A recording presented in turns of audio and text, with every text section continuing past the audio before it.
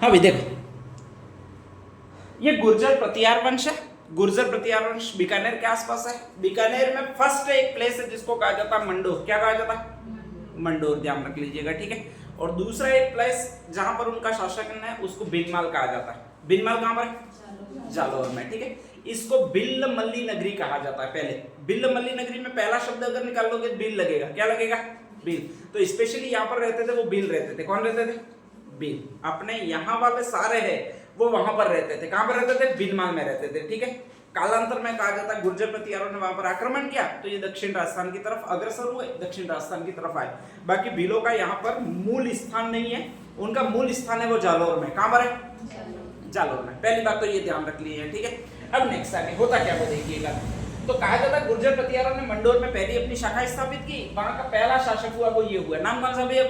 हरिश्चंद्र। थोड़ा सासी था, लोगों की रक्षा कर सकता था, तो उसने कहा मैं तुम्हारी रक्षा कर सकता हूं, ठीक है, तुम मुझे भी टैक्स दो। और इस तरह से पहला राजा नॉमिनेट हुआ। नाम क्या था भैया आपके? हरिश्चंद्र। ध्यान रख लीजिएगा, चालाक था, बहुत जबरदस्त। अगर चालाक कोई आदमी हुआ तो वो यही हुआ है, हरिश्चंद्र नाम का आदमी। ध्यान रख लीजिएगा, ठीक है। अक्सर जाकर रोता था कि मेरी कोई पत्नी नहीं है, मुझे खाना कौन देगा वगैरह, कौन देगा, यूं। और जैसे ही रोता है, आदमी रोता है, तो लड़की को बहुत जल्दी दया आ जाती है, और जैसे ही बहुत जल्दी दया आ जाती है तो वो उससे शादी कर लेती है। ध्यान रख लीजिएगा। तो ये इतना खतरनाक चालाक हरामखोर हुआ है हरिश्चंद्र कि जो बेवकूफ बनाने में लड़कियों को माहिर था। और लड़कियों को पता बेवकूफ बनाना एक ही बस का काम है, उनके सामने जाके रो तारसो, ठीक है, तो वो जल्दी मान जाती है, बोलित होती है बेचारी। ऐसी कंडीशन में कहा जाता है कि ये जाकर रोता था। और वहां पर कहा जाता है क्षत्रिय था। गुर्जर प्रतिहार मतलब क्षत्रिय वंश में आते हैं, ध्यान रख लीजिएगा, ठीक है। तो कहा जाता है कि मंडोर में जितनी भी उसको योग्य लड़कियां लगी उनके साथ में जाकर रोया था। ध्यान रख लीजिएगा कि मुझे कोई खाना देने वाला नहीं है, अकेला हूं, कितने दिन ऐसे जीऊंगा वगैरह।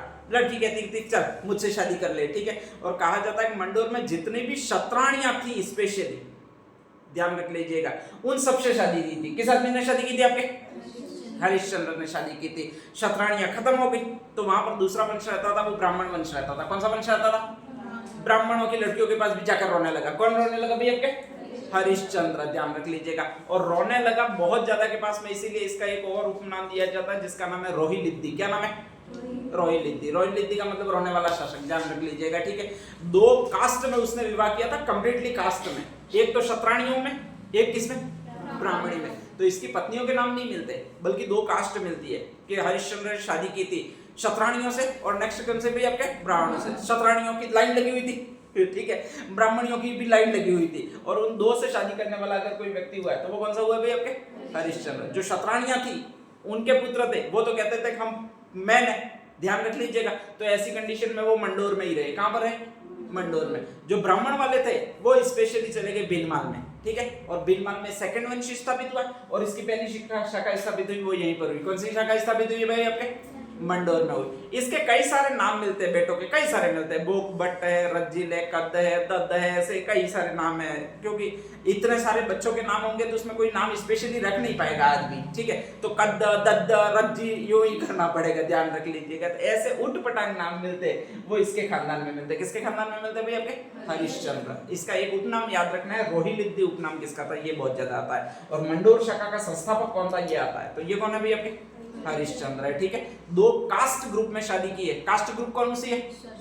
शतरानी और एक ब्राह्मणी, ठीक है। सबके नाम थे, वो अपने नाम याद नहीं रहते। तो याद नहीं रहते ऐसी कंडीशन में आज वाले जो होते हैं वो पति कहते हैं, या नेक्स्ट आगे फ्रेंड होते हैं वो बेबी यू कहते हैं। क्या कहते हैं? बेबी। ये बद्रा यू कहता था। क्या कहता था? बद्रा। तो इसकी ब्राह्मण पत्नियों के नाम भी मिलेंगे, वो भी आपको बद्रा नाम से मिलेंगे। इसकी क्षत्रिय पत्नियों के नाम मिलेंगे, वो भी आपको इसी नाम से मिलेंगे। कौन से नाम से मिलेंगे? बद्रा नाम से, ठीक है। जो भी आई सामने वो बस यही कहता था कि बद्रा तुम, बद्रे तुम, बद्री तुम, कब आई हो, ठीक है। बाकी नाम याद ही नहीं रहते थे, उतनी पत्नियां थी। ध्यान रख लीजिएगा। तो ये ऐसा आदमी एक हुआ है जिसका नाम है हरिश्चंद्र। ध्यान रख लीजिएगा। इसी के वंश में बाद में रज्जिल जो था वो शासक बना, बाकी सारों को उसने हटा दिया, ठीक है। थर्ड नंबर वाला रज्जिल था वो बना। रज्जिल के बाद में नेक्स्ट आगे ये बना जिसका नाम ये है आपके नरभट्ट। कौन सा नाम है भाई? आपके नरभट्ट। ध्यान रख लीजिएगा। यहीं से इसकी मेन वंशावली प्रारंभ होती है, मंडोर शाखा वालों की। ध्यान रख लीजिएगा। और मंडोर शाखा वाले पहला शासक जिसको मानते हैं वास्तविक शासक, वो नरभट्ट को मानते हैं, क्योंकि इनके लकड़ नहीं थे राजा बनने लायक। ना तो हरिश्चंद्र के लक्षण है ना रज्जिल के लक्षण है। जो औरत के सामने रोए उसके लक्षण होते ही नहीं है, ध्यान रख लीजिएगा। ऐसी कंडीशन में पहला शासक मानते हैं वो इसको मानते हैं, किसको मानते हैं? नरभट्ट को, ठीक है। तो अपने वागड़ी में कहते हैं ये पहला राजा था। कौन सा राजा था? पहला राजा था, ठीक है। इसको सुना आपके एक आदमी ने जो चीन से आया था। चीन से यहाँ पर एक यात्री घूमने के लिए आया था, उसका नाम क्या था? हैंसांग। क्या था? हैंसांग ने एक किताब लिखी थी, नाम क्या था? सीयू की। कौन सा नाम था भैया आपके? सीयू की। चीनी नाम है, सोचना नहीं होगा कि मक्खी का नाम है, मकड़ी का नाम है। यू सीयू की 3 अक्षरों का नाम है। तीनों अक्षर अलग अलग ही जाते हैं, याद ध्यान रख लीजिएगा, ठीक है। ABCU लिखा होता तो भी ठीक रहता उसने, लेकिन नहीं लिखा उसने, तो चीनी नाम लिखा। और उसमें कहा जाता है अपन ने इसको कहा कि ये पहला राजा है, तो वो भी लिखने गया इस किताब में कि ये पहला राजा है, लेकिन लिखे कैसे वो इसको समझ में नहीं आया। पहलो क्या होता है, ठीक है। तो उसने इसी को लिख दिया पहलो पिल्ली राजा है, वो यही है। कौन सा भैया आपके? नरभट्ट। तो नरभट्ट पहलो पिल्ली राजा है, वो आपके यही है, ध्यान रख लीजिएगा। वो बिल्लम नगरी में आया है स्पेशली, और कहा जाता है बीनमाल को इसने पीलो मोलो कहा है। पीलो मोलो का मतलब पहले राजा का शासन, नरभट्ट है, ध्यान रख लीजिएगा। तो ये इसने किया। सेकंड नंबर का राजा उसका ये नाम है, नाम कौन सा भी आपके? नागभट्ट। ये प्रथम तो बाद में नहीं लगता है इसके आगे, ठीक है। नागभट्टर लगता है, ध्यान रख लीजिएगा। और ये है स्पेशली वहां पर रहा, उसने एक स्थापना की है, और वो मेड़ता की स्थापना की है, ध्यान रख लीजिएगा। मंडोर में एक पवित्र आश्रम इसने बनाया है, ठीक है।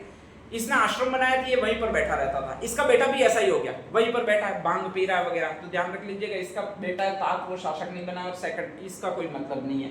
थर्ड नाम का आदमी ये है, नाम कौन सा भी आपके?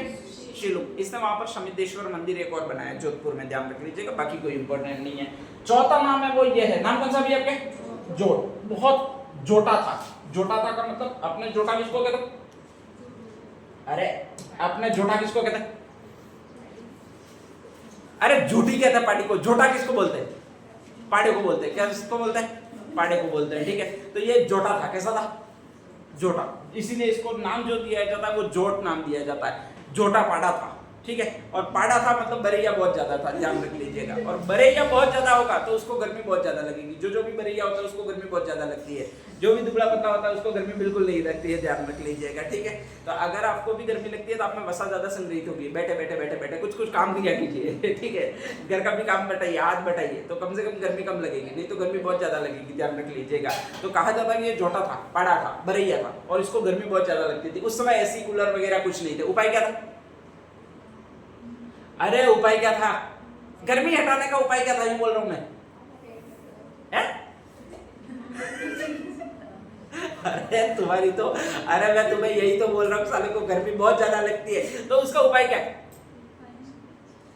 ये लो।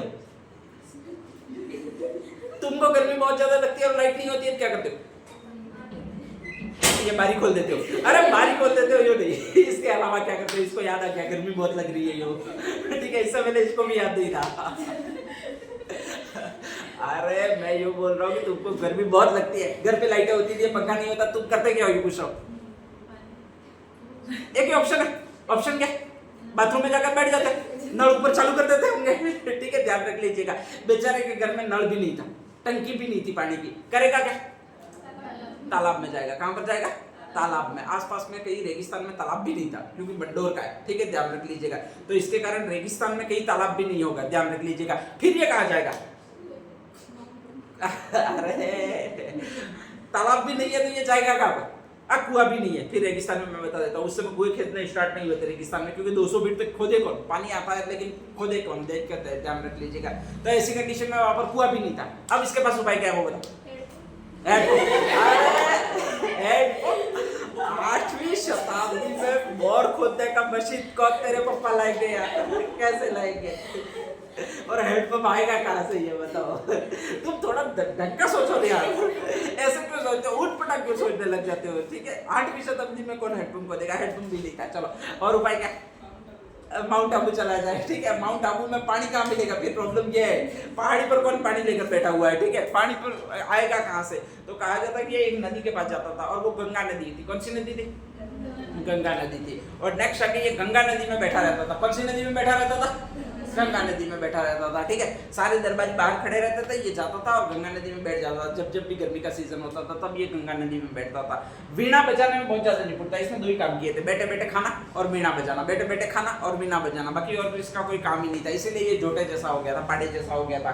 तो कहा गया गंगा नदी में गया और गंगा नदी में वहां पर कहा जाता है कि बैठा, पानी में बैठा, और पानी में बैठने के बाद में दरबारी उसके खड़े रहते थे। तो हर बार तो ये थोड़ी देर बाद वापस आ जाता था। एक बार थोड़ा ज्यादा ही बैठ गया, शायद ज्यादा ही गर्मी लग गई होगी, ठीक है, ध्यान रख लीजिएगा।